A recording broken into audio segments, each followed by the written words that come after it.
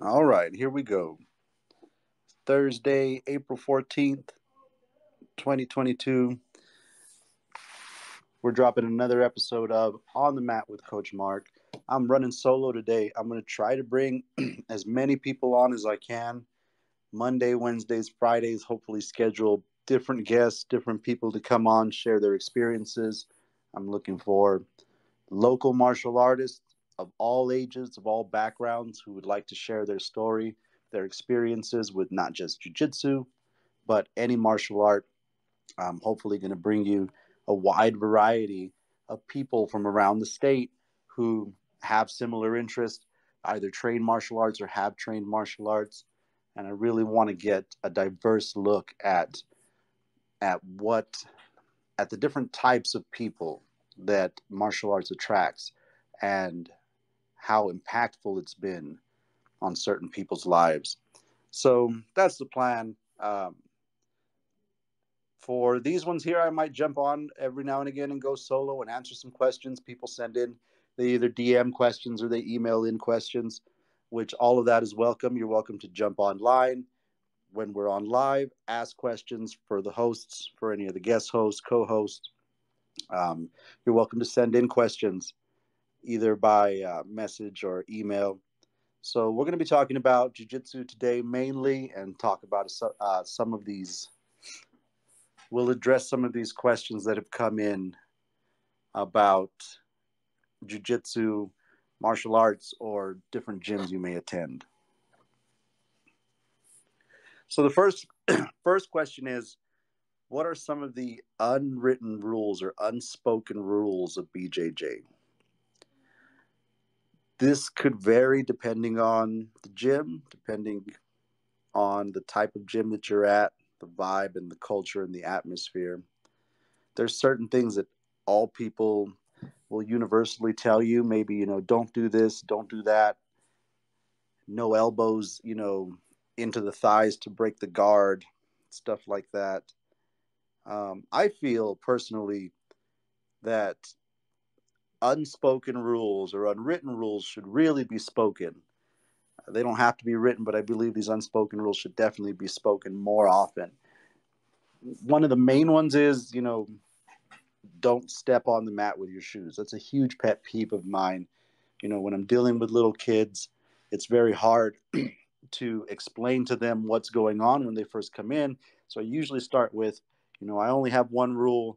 The biggest thing is, don't step on the mat with your shoes. And we try to keep the mats as clean as possible.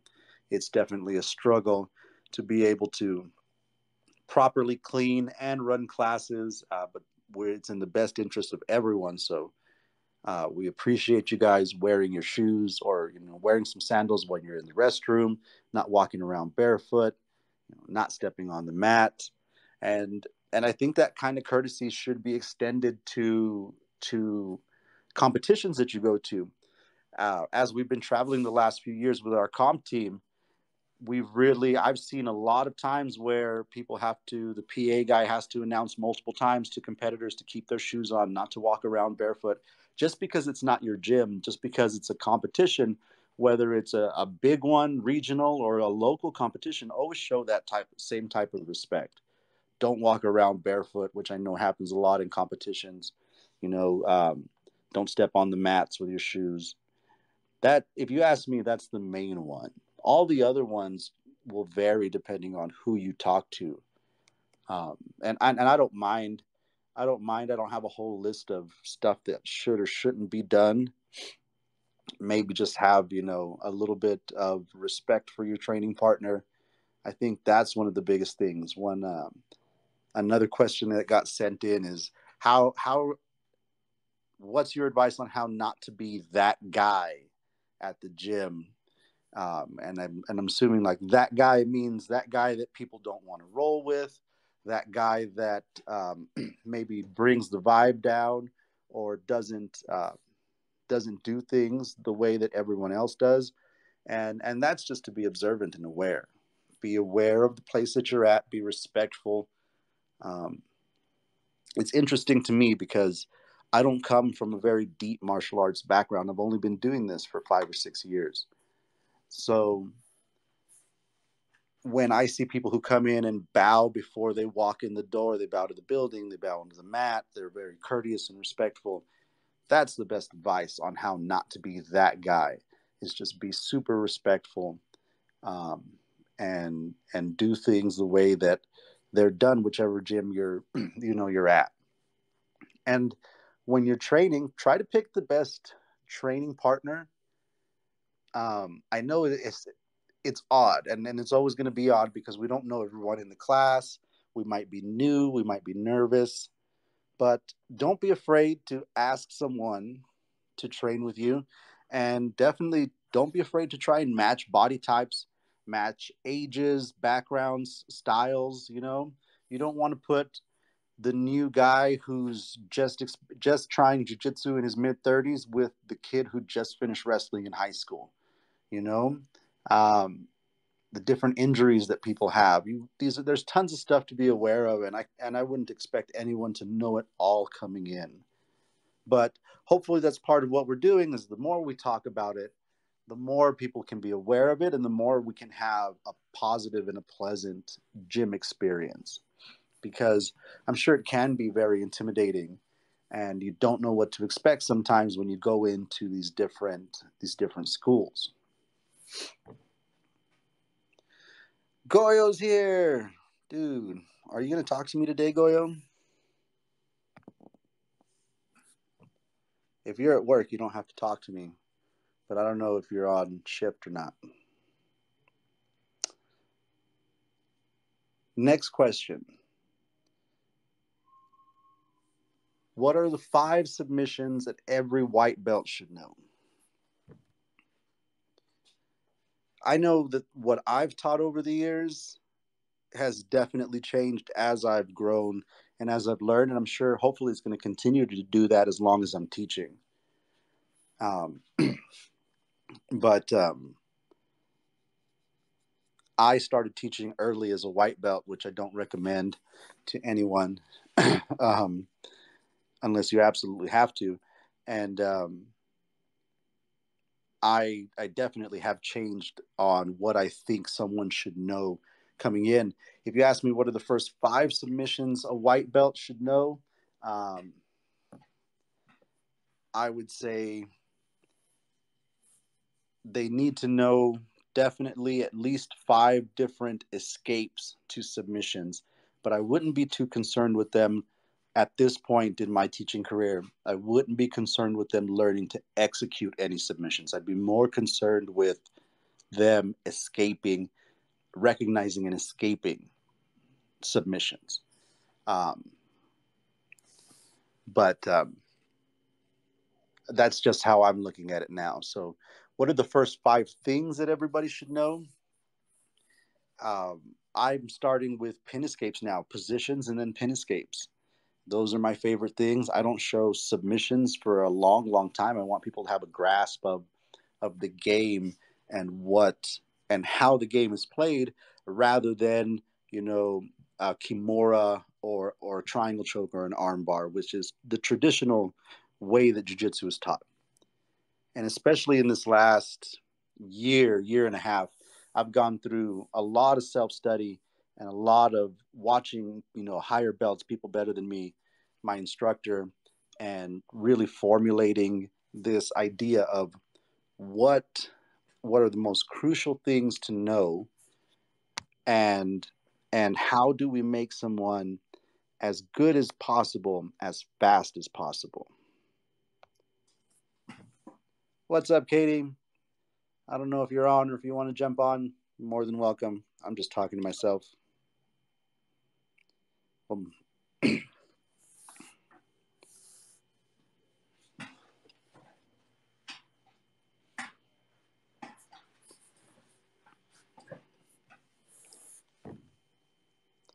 Are you on? Are you going to talk, Katie? I'm using your talking points.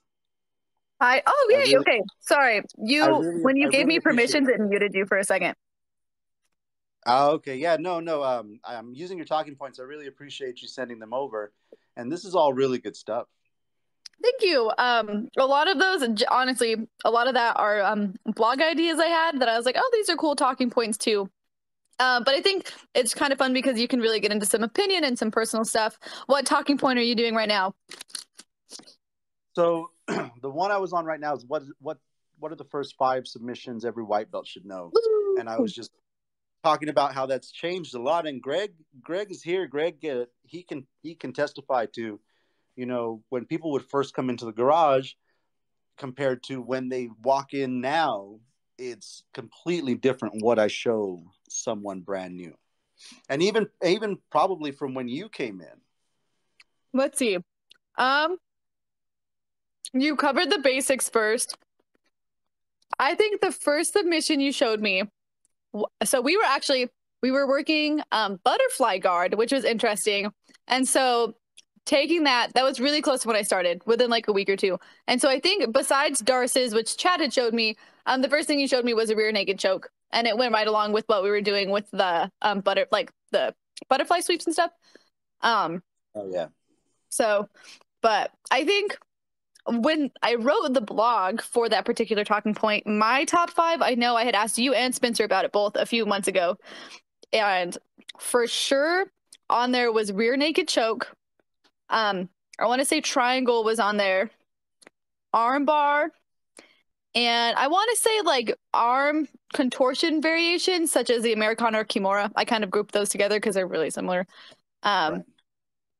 Um, and then I think I already said rear naked choke, but those are the four that I can remember offhand that are on there now. So what were your top five? It. I guess it depends on kids or adults. The Americana is definitely on there for kids, and then the Americana and Kimura for adults. Okay. Um, Guillotine, like if we're talking competitors, if somebody's going into their first competition, and I want to make sure that they know 5 subs, definitely Guillotine's on there because you see that a lot in comp, and that's 3, right? Let's see here. Yeah, Americana, Kimura, guillotine. And then the classic 1, 2, the armbar and the triangle choke. Makes sense. But Also, just a heads up, Chad is listening as well, but we can't listen on the same phone or on two different phones because it echoes like crazy. So you have him here too. yeah, I kick Jackie out. I make her go to the other room when she's on. She's doing yoga right now. But yeah, I think personally for me, the more I got into jujitsu, the more I realized that there were some things that were going to be more difficult for me as a long-limbed lady, a triple L, if you will. Um, and, so the more I've gotten into it, the more I've realized what works for me and what doesn't. I think triangle though is one of those that is triangles, kimuras, arm bars, and rear naked chokes and guillotines are doable no matter what body size you have. And I think that's why they're so versatile no matter like when you start. Because there's things I can do now, like the Ezekiel, for example, they are just not 100% effective for people who do not have as long limbs as I do. Just like for Tell me the about it. I've been crying about that one for a long time. so I think like the head and arm triangle that we were working the other day doesn't really work for me personally, and it's because there's just so much space because of how long my arms are. Um, so working it on big guys is a little better, but people my size, there's just so much extra wiggle room that I have to kind of switch to different things. But yeah, I think for my top 5 subs or You're the thinking, five subs to learn first. were you talking about it like a top side arm triangle? Yeah, Oh yeah. yeah. You should do it like Spencer does with the gable grip because he's got the longer arms too. We did the one that Anthony that he showed, that one worked really well for me. Good. Yeah, that's Um, good too. but it's just one of those where I'm like, I'd rather not fight with it and move to something else. Um, but I'm a yeah, fan of so that that sub. I'm a fan of that sub, and I think that's one that people should learn early and definitely learn how to defend. Is also the arm triangle. So yeah, I'd throw that in there too. Um, Oh, I was going to ask. We'd gotten a question yesterday when Chad was on. Let me Mhm. see. Um, oh, okay. So David had asked yesterday when Chad was on about people saying that um, there shouldn't be any non-adult black belts in karate, and I'm assuming it was karate. But is that something that you guys are aware of? Is that something that you guys have a stance on? I agree with it to a certain point. I actually feel like I ended up getting my black belt a little too early. Uh, I don't feel like I was ready. But I had also been training for 8 or 9 years by that point. Um, so I don't know. To me, I think it's more of an ability thing. If you have the ability to do it, if you're at that level and you're performing at that level, then I do think you deserve it at that point. In my style, though, you're allowed to get the first degree black belt prior to 18 years old, but you have to wait till you're 18 to go beyond that. And then Oh, okay. after, yeah, and then second degree, once you get that one to move on from that, you have to be 21. So those are kind of the restrictions in my own personal style. Um, but yeah, I think that's kind of a shaky area for some people because you can do it for 10 years, but there's so many people that start really young, um, and they might be miles ahead of a lot of different people. So I don't know. I think once your physical your physical capabilities kind of catch up to that, that's kind of my stance. Yeah, and I think that was a really good question that David sent in, because it's something that I'm seeing now with jujitsu. We're having these 16-year-old kids, 15 and 16-year-old kids that are beating grown men. Um, but I know karate has had this issue for a while, hasn't it? yeah, I think like for me personally, a lot of it has to do with comprehension too. Like karate is a very traditional martial art, and there's a lot behind it besides, like learning the movements. And if you can comprehend why you're learning something and why it's valuable to you, and kind of the history behind it, I think that at that point, um, you can consider being moved up to higher belts. But the thing is, with a lot of martial arts, and it breaks my heart to see this with Brazilian Jiu Jitsu too, is a lot of times people. That's a good say. I think a lot of people will promote um based off of like monetary reasons, or they'll set time limits where if you No. train for 1 year um so like, and to me I think that's so disappointing. It doesn't matter what martial art it is. Or I personally disagree with like hard set time limits of like, if you train for exactly 1 year you get your blue belt, and 2 years you get your purple belt. And to me I think that that can really limit, or that can boost people when it's not their time, you know what I mean? And so I think a lot of it's as much dependent on the instructor as it is the student. I think a lot of it is too. And knowing, being able to comprehend like how your student's doing, and being able to confidently say, I am willing to put you at a high belt and have you carry my gym's name with you, if that makes sense. It does, and that's something that I wasn't aware of coming into, and that I'm still learning. I definitely, because I opened a gym so early in my martial arts career, I deferred all of that stuff to Spencer, and I'm very happy that he even just hears out my opinions on it. But it's a lot to put something on someone because they represent you, and even, I mean, nobody, we don't know how long they've trained with us. If they just come and say, hey, I'm from Zia, or I trained at Zia, they could have trained with us for a month or two. But that really affects how people think of you and see your teaching style outside your school. Oh yeah, and like karate has a bad rap, and it's because of, Sometimes it's deserved. yeah, sometimes it's for sure deserved. But it's because a lot of promotions are monetarily based now. Yeah, Um, unfortunately, I think karate got very commercialized about 30 years ago. You're starting to see it a lot with Brazilian Jiu Jitsu today, but I think karate went through that phase about 30 years ago, and so now what you see a lot. About 90% of the karate out there is very commercialized and Well, I honestly agree. not very very high I quality. I agree, because it was just massively popular, you know, in the 80s, 70s, 80s, 90s. Karate was like almost the only martial art. Aside, well, wrestling you count, of course, and wrestling's always been popular here. But what happened with karate is really sad, because there are some really good schools, but there's a lot of really, Yeah, questionable. the good ones are very hard to find. Every really good school I've been to, um, there's maybe like 3 or 4 students, and all the bad ones got 100. And so, and why is that? Because I've been, this has been on my mind too, as I see videos and I see other schools, and I'm not trying to downplay anybody. Um, but what's the draw to that when you see these guys that are, charging a lot for questionable martial arts? And what's your stance on that? Because that's something that frustrates me sometimes. I don't know when. I always just don't say shit. you know As a forward, this is a hot topic in the Petty household.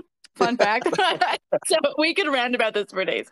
I'll let you go first. I don't think there's anything. I will say this right off the bat. I don't think there's anything wrong with gyms making money. Like, the owners should be able to. It is their job. It takes time and effort out of it. So, I don't think there's anything wrong with people making money. I don't think they should do it for free. But that being said, I think where you run into like the McDojo is that they focus so much on the business side that the martial arts side, the essence of why we all really do it, just kind of disappears, and it becomes more of a product that they're trying to sell um, rather than something special that we that time that we train together, right? Um, I think that's kind of where it becomes. So it's directed at people who may not have a full understanding of martial arts yet. A lot of instant gratification, things like that. I think it's kind of predatory in a way. Um, it's just all on the business side. They're pushing that product, and I think that's why it ends up becoming very popular, because it's designed to be that way. It's designed to make money. Yeah, Whereas the good school, you actually have to go and work hard, and that's not always the popular option. yeah. Sadly, a lot of people just want something to be easy. Martial arts is difficult. Hmm. It's very difficult. What do you I think, Katy? think I think something that frustrates me personally, because I love how Chad said that instant gratification, right? Because it feels good to get a stripe. We all know that. Like you love like leveling up, you love getting a new belt. But what really bothers me is a lot of gyms, and it doesn't matter what kind of gym you're going to, they always sell it for self-defense. Every single gym I've ever been to said, oh, don't worry, we can teach you how to defend yourself. And that's all fine and dandy. However, when you go to those like quick gratification buy your belt gyms, you will not learn how to defend yourself. Sorry. Like that's just facts. The likeliness of you actually being able to defend yourself in a street fight, if you have like maybe mediocre knowledge of half of a martial art and you're a black belt, like you're going to get hurt. And to me, I think that's an incredibly predatory way to go about teaching anyone. So personally for me, if I had to like pick a pet peeve as far as gyms like that go, that's it. Especially gyms that sell self-defense for women. And then you go in and it's this like, oh, you're going to hit the heavy bag twice.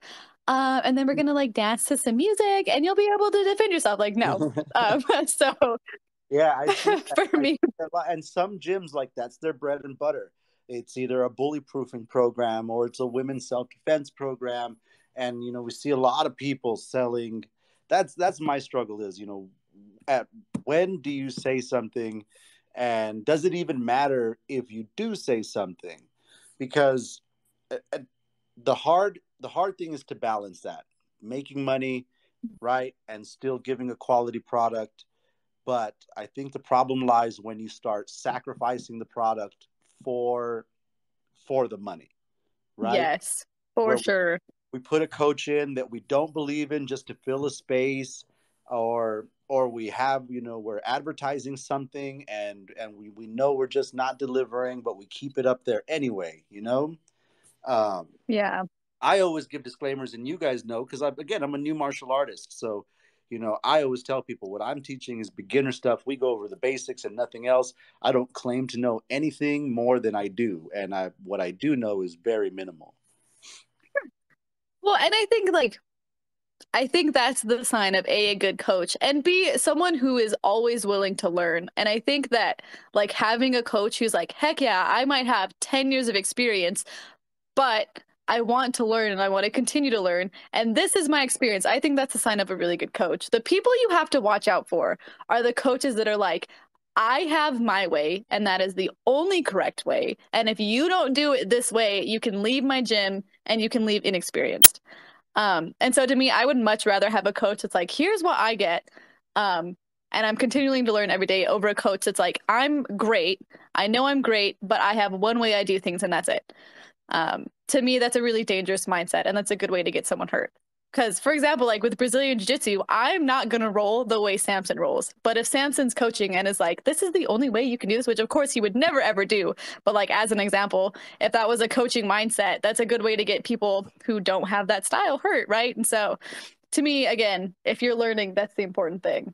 Yeah, that's a great point. And it's funny, I had this conversation earlier. Spencer was talking about me as a white belt when I first came into his gym, and this is kind of on the topic of what should white belts know. It's more on the topic of what shouldn't white belts know. But when I came in, man, I bugged him to teach me the Imanari roll, and he wouldn't teach me. He told me, he's like, I don't know it, and it's not that he didn't know it. It's just he said, I don't know it well enough to teach it. He's like, so I'm not going to show it to you. And I got mad. I was like, man, he knows it. He just doesn't want to show me. I was I was a stupid white belt. So I looked it up on YouTube, like every great white belt does, and I practiced and practiced. And now, man, that is one of the worst things I could have ever done, because and Greg's online. I hope you're listening, because what happened was I taught it to Greg, and then Greg, as a white belt, was Imanari rolling and not drilling, take fundamental takedowns and stuff like that. So here we are, failing Imanari rolls in competition. And I did too, man. I had a lot of failed Imanari rolls in competition. So that's on the list of something that white belts shouldn't know is the Imanari roll. The Imanari roll. How about the buggy choke, coach? Tell me what your opinions are on the buggy choke. My words. The buggy choke is definitely on that list too. And I hate the buggy choke with all of my being right now, because it's winning. People are winning fucking ADCC matches with it. And it's just so frustrating, man. Is there something like that in karate that you have the same thing about, Chad? Well,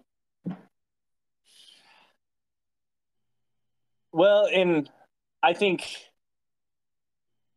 maybe in point fighting, in the competitive sphere, a lot of people can score head kicks with very sloppy kicks that wouldn't do any damage in a real fight.